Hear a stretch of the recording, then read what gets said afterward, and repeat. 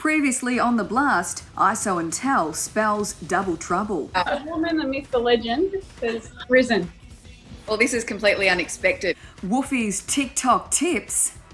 I reckon it might have taken about 3 weeks practice. They always say give the viewers what they want. I knew you'd get that in somehow.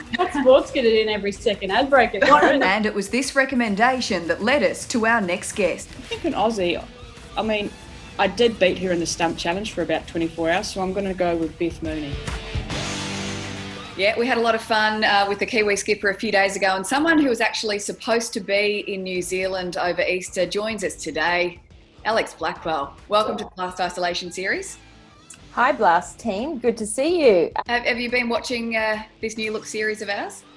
Yeah, look, I noticed that there's an online Blast series, and I think there's been a few episodes actually until you've decided to invite me finally. So look, I saw a little bit of it. It's going okay, I think. You're breaking up a little bit there, Al.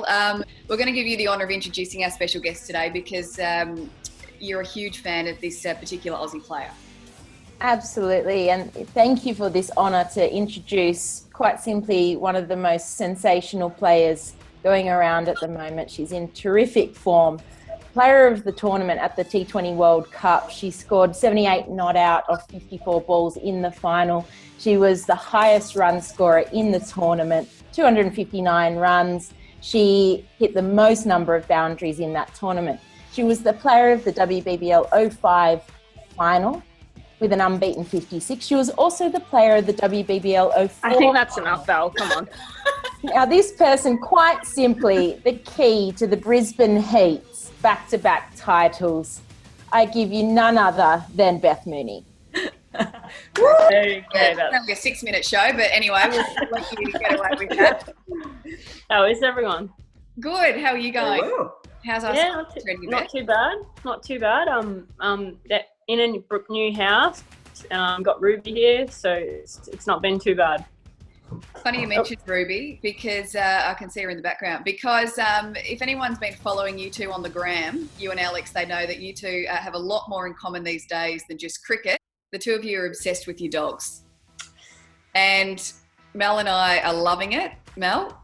Yeah, look, Al, you introduced Beth, so it's my absolute privilege to introduce your two favourite sidekicks at the moment. Canine number one, hailing from sunny Brisbane, is a beautiful 4-year-old border with a smooth coat of auburn and white detail. A typical fun and playful face, however, can turn quickly into nasty cat's bum face when strangers approach. Will chase balls for hours, except golf balls, like her owner, and recently has been released from the naughty corner as early as a few hours ago. Please welcome Ruby! Yes! Oh, wow. All the people watching. Our second canine is a cavoodle pup with a big personality, however is currently suffering from extreme double roll dizziness. Like many, is also battling to maintain her athletic figure, not because of Easter, but because of excessive treat eating and trying to break the 10,000-hour rule in learning all the jog tricks in the book. The latest addition to the Askwell household. Please give a warm blast welcome to Joni. Ooh, hello. Bit better behaved. Oh, there she is. The new friend. Yes, thank you, Mel. I have been putting her on a strict training regime, 6:30 every morning. We go to the toilet and then we do tricks. And the double roll it's advancing at the moment. I mean, there's been a couple of days of regression, but I think progress is on average on the way up. Yeah. Okay, there's tricks. There's like paw shaking and rolling over, but I want to know if either of you have done some serious tricks, like do either growl at you if you go for seconds or that third drink or more Easter eggs? I'm Ruby, not training her to do that. Before it gets to that point, so she doesn't see all the bad stuff that I do once she's gone under the covers. So that's probably good or a bad thing. The jury's still out on that. I'll let you know. Any tips to a new mum? Well, I was just sort of thinking that she looks a little bit tired. Are you wearing her out too much, Hel? Like, I need to ring RSPCA. I've been following your Instagram, and I'm just a little bit concerned that you might be overdoing it. You know, you and I have spoken about this. We don't need to overdo things. I know you get a bit excited. Yeah, well, yeah, look, you know, I have pretty strong work ethic, just like you, Beth. but I think I should be sort of periodizing her program and giving her some light weeks. Haven't quite got there yet. I think maybe next week. You're right. She's a little fatigued at the moment. Hey, on a serious note, Beth, I read that you would actually consider joining the Queensland Police Dog Squad after cricket. Is that true? That is true. However, I found out that you have to run 10 Ks in under 45 minutes before you get let in. And you were the dog. Don't know. Me has to run 40. That's pretty quick. Running's not really for me. So, look, I'll have a crack at it once I'm done, but I'm not holding out hope that I'll make the 45-minute cutoff. Well, I think you might, because rumour has it, with your new house, there's now a fantastic gym set up as well, whereby there's a queue a mile long, or 1.5 metres apart, of course, of CrossFitters wanting to come and check out your gym. Is that part of your isolation regime to try and make you a better player? Yeah, I did set up a new gym in the house. I actually, Shelley Nishke, the great Shell, lives about 500 metres up the road, and I took her out for a session. Must have been over a week ago now, a week and a half ago, and absolutely killed her, and I haven't heard from her since. Finally got a message from her last night saying, "Hey Moons, how about we do another session?" And I said, "Oh, now you come crawling back. You want to actually work with me again, okay?"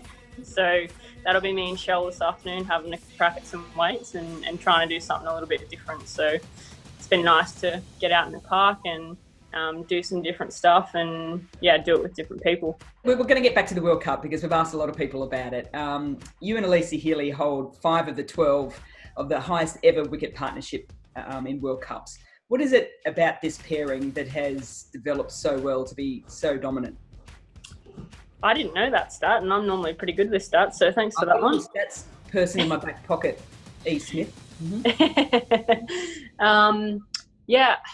Great question. I think it's probably an understanding of both of our games. There was probably a period where when we first sort of got together at the top of the order, we thought that, we had to let one or the other go at one particular time. But there's been games where one of us is teeing off and the other one just gets the other on strike. And I think the beauty of our sort of partnership is she hits the ball really clean, and it probably takes me a little bit to get into that sort of groove. So she takes the game on quite early, and my job's sort of just to get her into a groove, and that helps me the longer I'm out there as well. And she's great running between the wickets with me.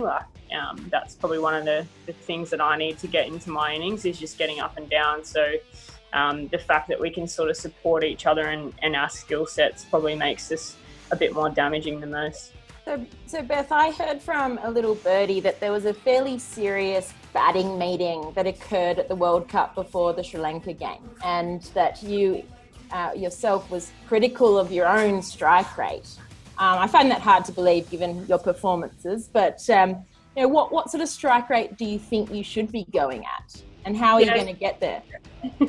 Good question. I think in T20, because there's only a limited number of balls that you can face in a game, you only get 120. If someone like me, I'm always walking off going, "Oh God, I stuffed that one up, didn't I? Faced too many balls, or didn't do X, didn't do Z." So, but what were your teammates commenting on at that time?